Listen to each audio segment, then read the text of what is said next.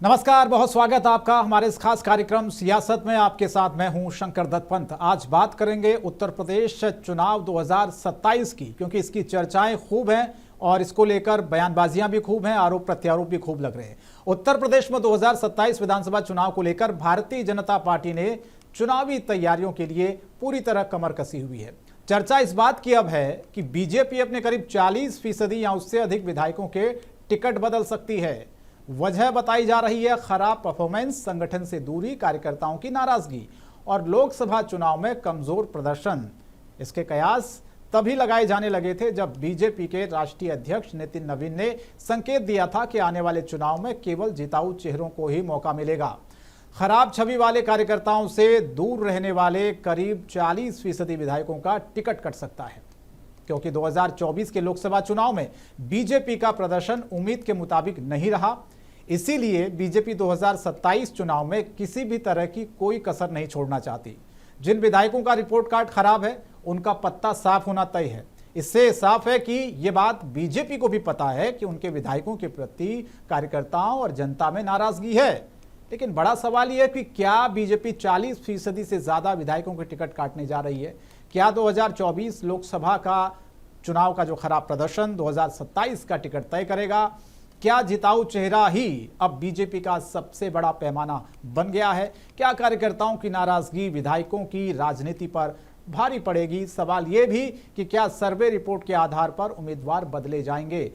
साथ ही साथ क्या सांसद विधायक टकराव भी टिकट काटने की बड़ी वजह बनेगा? और सबसे बड़ी बात तो यह कि क्या टिकट कटने के बाद बगावत का खतरा नहीं बढ़ेगा?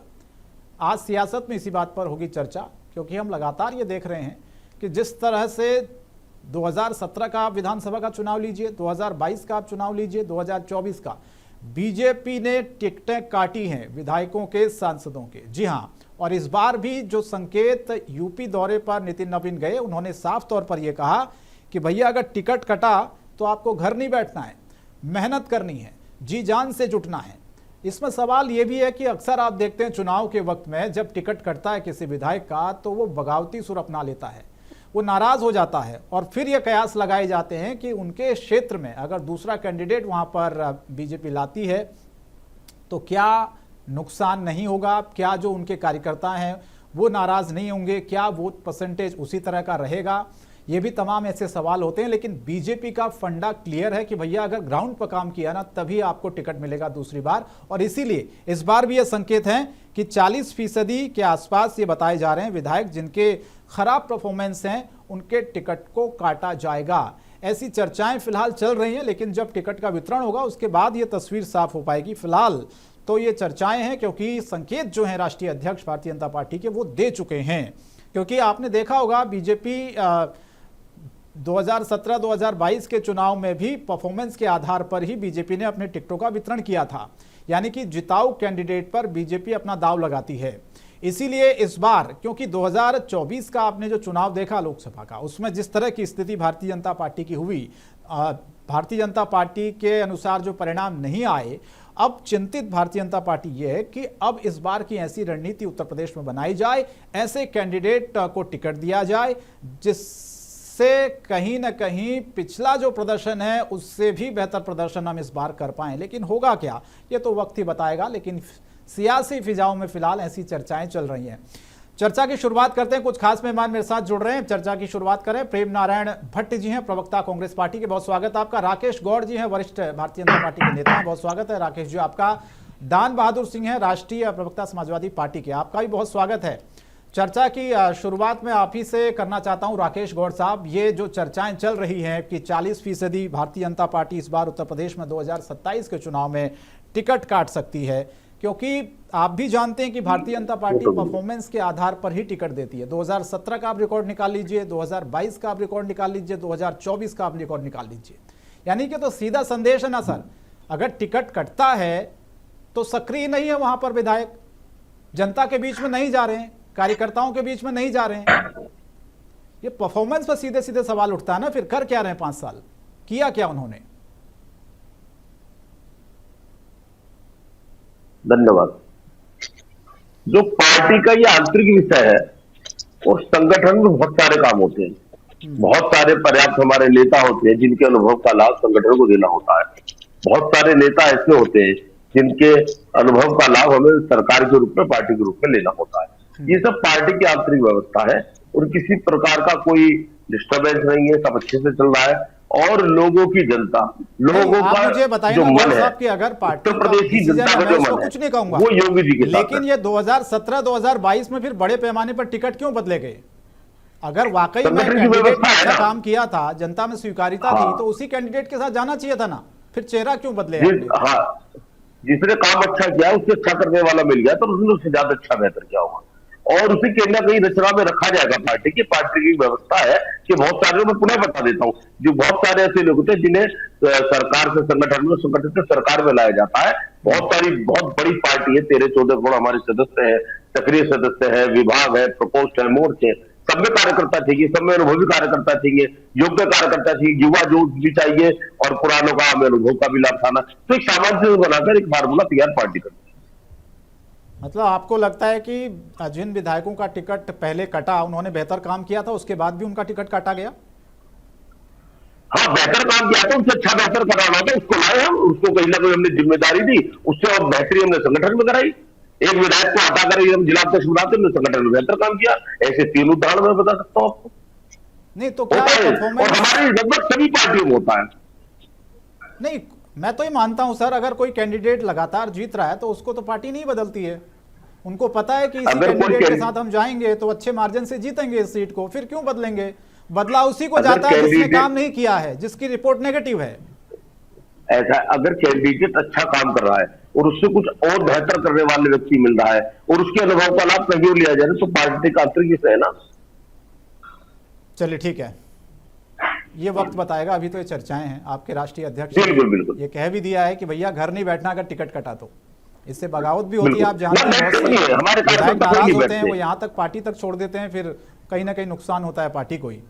मैं प्रेम नारायण आपको जी, एक उदाहरण बताता हूं। ये चर्चाएं हैं अभी, ठीक है, ये कितना पुष्ट होगा आने वाले समय में, जब टिकटों का वितरण होगा उस वक्त ये तस्वीर साफ होगी। लेकिन आपके गठबंधन में क्या चल रहा है? इंडी गठबंधन में आपके नेता आपस में ही लड़ते हुए नजर आ रहे हैं।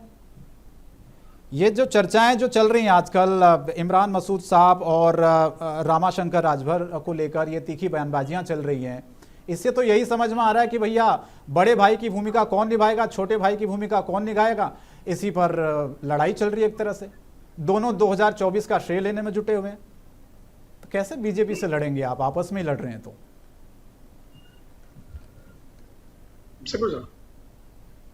जी प्रेम नारायण जी।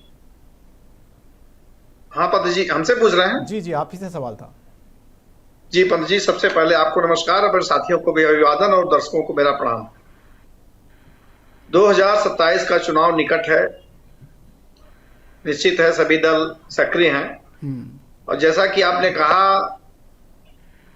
अभी भाजपा के साथी ने बताया कि सब कुछ ठीक ठाक है। तो देखिए, सब कुछ अगर ठीक ठाक होता तो अभी इनके राष्ट्रीय अध्यक्ष जी उत्तर प्रदेश में आए थे, लखनऊ में इन्होंने रोड शो किया है। कर्फ्यू जैसा माहौल था वहां पंत जी। और स्थिति यह है कि अभी जो मुद्दा बहुत गर्म है अयोध्या के मंदिर का, वहां वो नहीं गए। शर्मसार है, कैसे जाए, दिक्कत है। डबल इंजन की सरकार में ये जो डबल इंजन है वो तो लड़ते रहे, पूरे कार्यकाल में लड़ते रहे, और अब डिब्बे टकरा रहे हैं। तो निश्चित है टिकट काटेंगे, और टिकट नहीं काटेंगे, और टिकट काटना ही इनका एक पैमाना है कि टिकट काट देंगे तो एक नया तरीके से कोई आएगा, उसको फिर बलगड़ा फुसला करके जनता को बलाएगा। लेकिन अब ये होने वाला नहीं है। 2024 से ही जनता इनको जान गई। इतने मुद्दों पर ये फेल हो गए। जिन सरकारी नौकरियों का दावा करके आए थे कि 2 करोड़ नौकरियां देंगे, वो झांसा ही रह गया, पूरा नहीं हुआ। परीक्षा के पेपर, लगभग 90 पेपर लीक हुए हैं पंत जी। युवा बेरोजगार भटक रहा है। अग्निवीर जैसी आप नियुक्तियां कर रहे हैं, महिलाएं परेशान हैं, बच्चे परेशान हैं, किसान परेशान हैं। तो हर वर्ग, हर तबका इस समय इनकी नीतियों से परेशान है। इनके सांसदों ने गांव गोद लिए थे। आज स्थिति यह है कि पता ही नहीं है कि उन गांव में क्या हुआ, उन सांसद जी को खुद नहीं पता है। गोद लिए गए गांव का विकास नहीं हो पाया। स्मार्ट सिटी का दावा हुआ था माननीय मुख्यमंत्री जी के गोरखपुर में, अब ये बरसात आ रही, देखिएगा बाढ़ में नाव चलेगी, शहर में नाव चलेगी, व्यवस्था नहीं हो पाई। बनारस में आपने देखा माननीय मोदी जी किस तरह से जीते, हारते हारते जीते।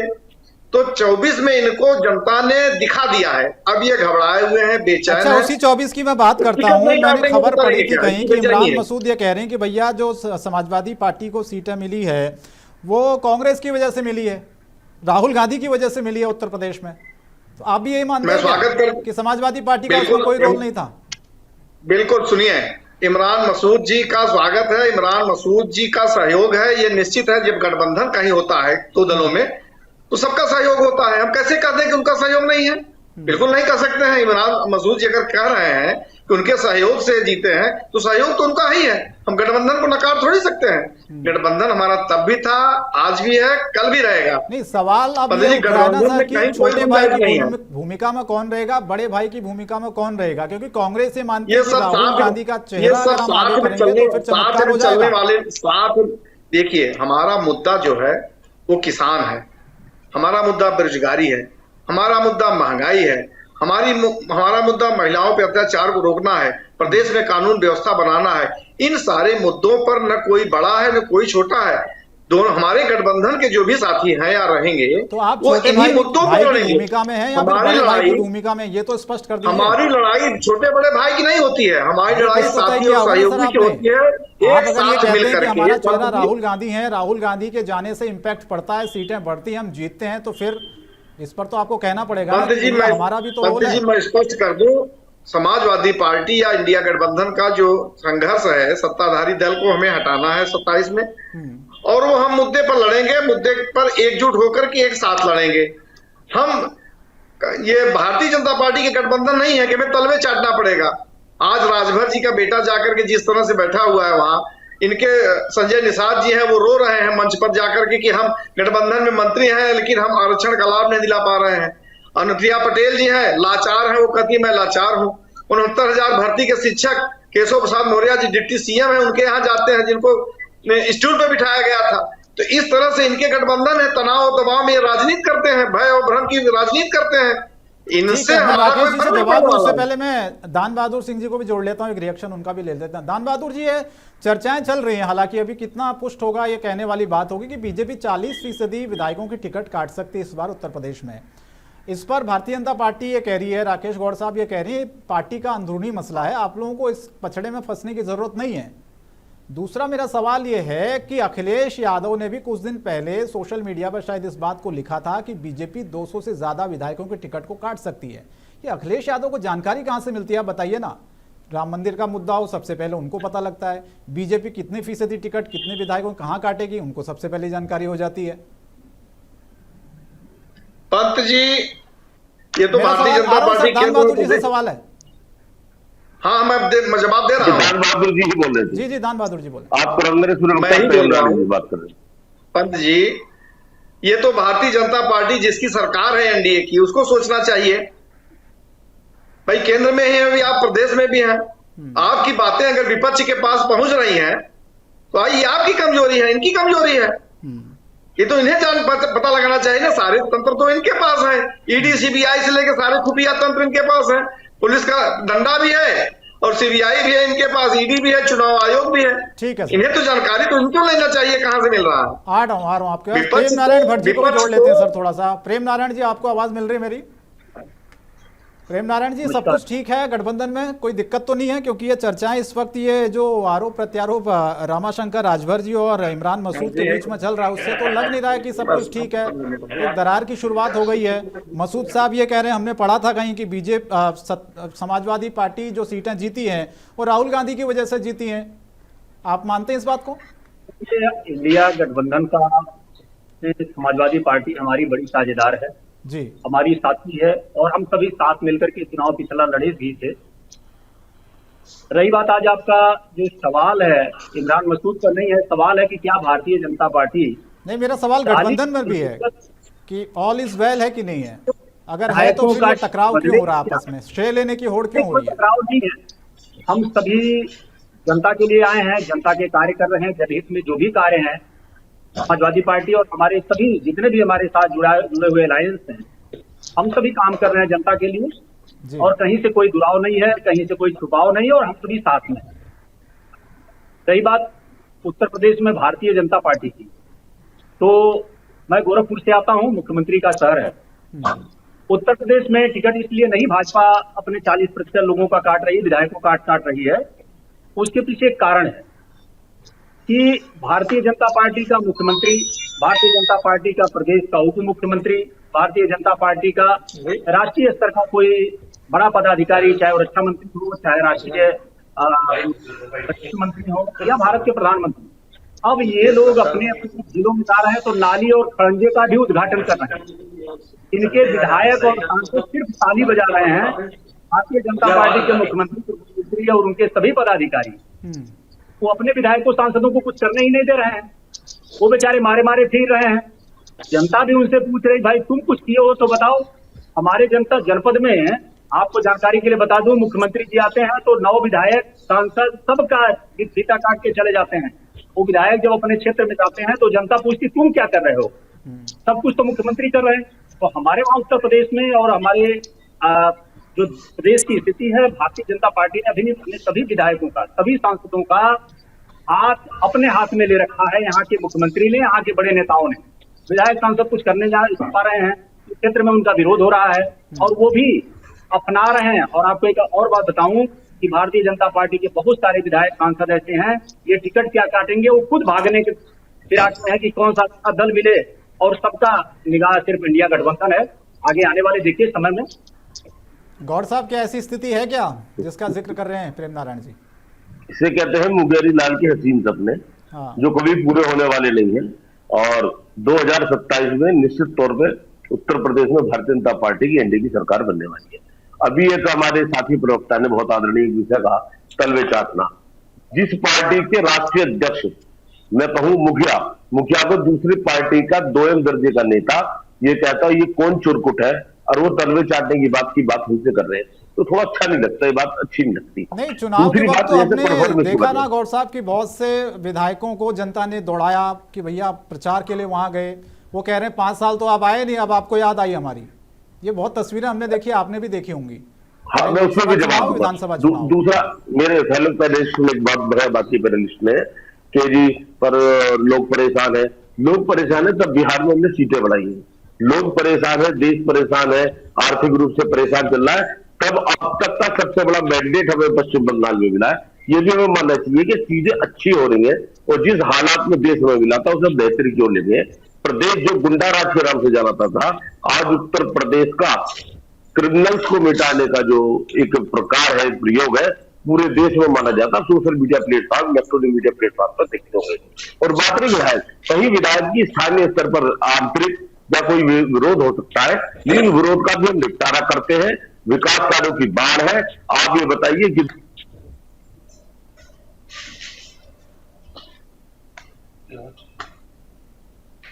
साधन की कमी थी नहीं, सिर्फ एक लखनऊ उसको गाते रहते, इसके अलावा कुछ बताने के लिए काम नहीं है। एक मेट्रो लखनऊ की बता रहे थे, हवा में झूलती मेट्रो थी। आज दिल्ली मेरे साथ चल रही है, 3-4 मेट्रो है, एम्स है हमारे पास, पूरा काम है ऐसा बताने के लिए। और सबसे बड़ी बात है, लोग सुरक्षित, मेरी माता बहनें सुरक्षित है। उसके बावजूद भी अगर मन में भ्रांति पाल रहे हैं कि ये आ जाएंगे, तो सपने देखने का अधिकार है। ठीक है, दान बहादुर जी अब जवाब दीजिए आप, क्योंकि ये स्थिति तो समाजवादी पार्टी की जब सरकार थी उत्तर प्रदेश में, आपने देखा होगा भारतीय जनता पार्टी बार बार ये आरोप लगाती कि भैया गुंडे माफियाओं को आप लोगों ने पाला था और हमने उनका सफाया कर दिया। आज किसी की हिम्मत नहीं है आंख उठा के देख ले बेटी की तरफ।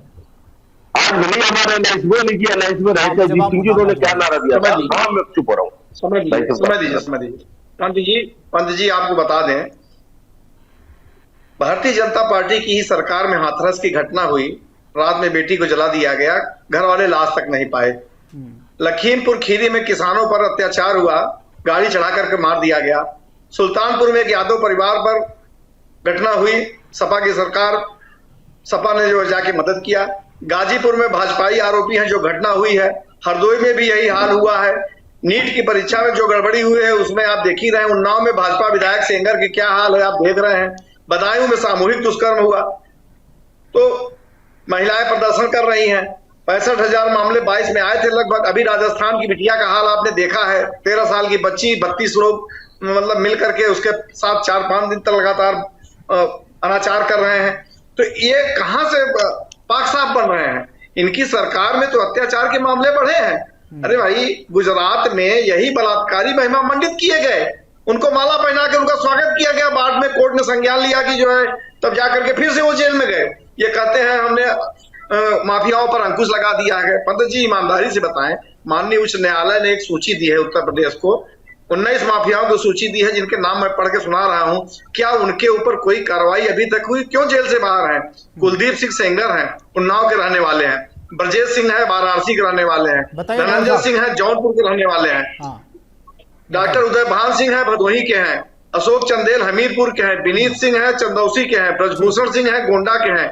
चुलबुल सिंह है, बनारस के हैं। सोनू सिंह है, मोनू सिंह है, सुल्तानपुर के। अजय सिंह एक सिपाही है, अभी मिर्जापुर में मंत्री के साथ। ये माफिया है, बड़े माफिया है। 81 मुकदमे इनके ऊपर है, मंत्री के साथ बैठ करके पूजा पाठ कर रहे थे। पिंटू सिंह है, बस्ती के रहने वाले हैं। होने लगा क्या अब? बिल्कुल हो रहा है। अरे इनके जो यहाँ लगड़ा काउंटर हो रहा है, इसमें भेदभाव। इनकी पुलिस पैसे वसूल रही है। अगर पैसे नहीं दोगे तो हाफ लगड़ा, एकदम नहीं, कुछ पैसे दोगे तो हाफ लगड़ा, बिल्कुल नहीं दोगे तो फुल काउंटर। इस तरह के पुलिस का रवैया, पुलिस के हाथ में इन्होंने पूरी कानून व्यवस्था पंगु कर दी है दे करके। पुलिस को ठेके दे रहे हैं लोग, अब पुलिस वसूल रही है जम करके। ठीक है, पुलिस का रवैया आप देखिए कि मुख्यमंत्री आवास के ठीक नजदीक थाना है। मुख्यमंत्री आवास के ठीक नजदीक थाना है। पूरे थाने को सस्पेंड करना पड़ा था पंत जी। थाने में भ्रष्टाचार जब उजागर हुआ तो पूरा थाना सस्पेंड करना पड़ा। ये इनके हालात हैं, इनके कारनामे हैं। राकेश जी, जो ये कारनामे बता रहे हैं ना, तो जो ये पहला चुनाव था, ये बोले थे कि काम बोलता तो मैंने एक नारा देता, काम नहीं बोलते कारनामा बोलता। आपका कारनामा बोला, इसलिए लगातार 2 बार हमारी सरकार आई। एक बात, और जो गुंडा माफिया पर काम करने का तरीका है, इनका स्रोत क्या है? बता रहे कि इतना पैसा लगता है गोली मारने का, ऑपरेशन लगना का है कोई स्रोत? इतने बड़े चैनल पे, इतने सम्मानित एंकर के बीच में आपने हल्की बात कह दी कि गुंडे माफिया उससे बिका हुआ है। पुलिस काम करती है, आपकी सरकार में भी करती थी, हमारी में। हमने उन्हें छूट दे रखी, गुंडे माफिया हमारे कोई रिश्तेदार नहीं है।